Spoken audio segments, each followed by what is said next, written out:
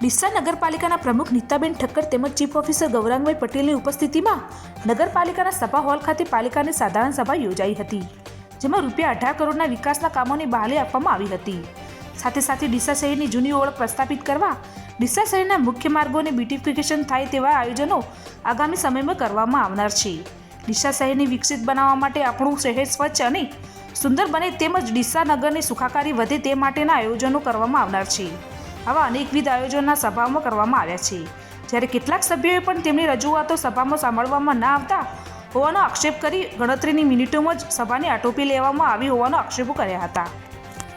નગરપાલિકાની જનરલ બોર્ડની મિટિંગનું આયોજન કરવામાં આવ્યું હતું, પણ દર વખતની જેમ જ આ વખતે પણ એક તમાશો બનીને ઊભી રહી છે। આજે ડીસાની પ્રજા ખૂબ જ હાલાકી ભોગવી રહી છે। કોઈ પણ અમારા સૂચનો સાંભળવામાં નથી આવી રહ્યા, કોઈ પણ બોર્ડમાં મુદ્દા વિશે ચર્ચા કરવામાં નથી આવી રહી, તેનો અમને ખૂબ જ ખેદ છે।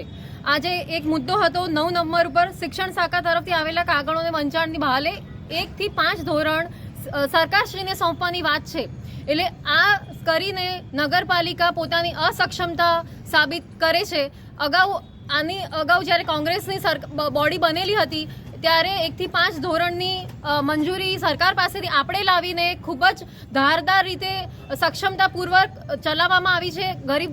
ગરીબ વર્ગના લોકો માટે, એમના બાળકો માટે પૂરતું શિક્ષણ વ્યવસ્થિત રીતે પૂરું પાડવામાં આવેલું હતું। હવે એ જ વસ્તુ એ લોકો સરકારશ્રીને પાછી સોંપવામાં માંગે છે। જમીનની માલિકી નગરપાલિકાના હસ્તક હોવા છતાં બિલ્ડિંગ સરકાર બનાવે એ કેટલું વ્યવસ્થિત વાત કહેવાય।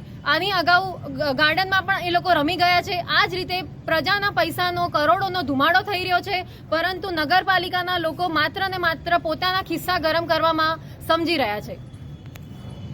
આજે નગરપાલિકામાં સાધારણ સભા હતી। દર વખતે જેમ માત્ર સાધારણ સભાની અંદર જે મુદ્દાઓ હોય વાંચી અને ભાગી જવું આ ભારતીય જનતા પાર્ટીની એક થિયરી રહી છે। આજે અમે એમને કીધું કે ગઈ વખતે બોર્ડ ચાલ્યું નહોતું, ગયા વખતે બોર્ડ ચાલ્યા વગર લગભગ ઘણા બધા ખોટા ઠરાવો થયેલા છે, તો એ બાબતે અમે વિરોધ દર્શાવીએ છીએ।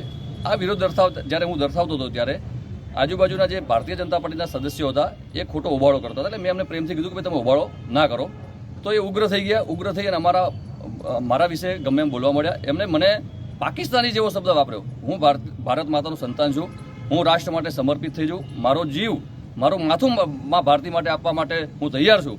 એવા સમયે આવા ખરાબ શબ્દો વાપરી અને એમની જે હલકી ગુણવત્તાની જે માનસિકતા છે એ ક્ષતિ કરે છે।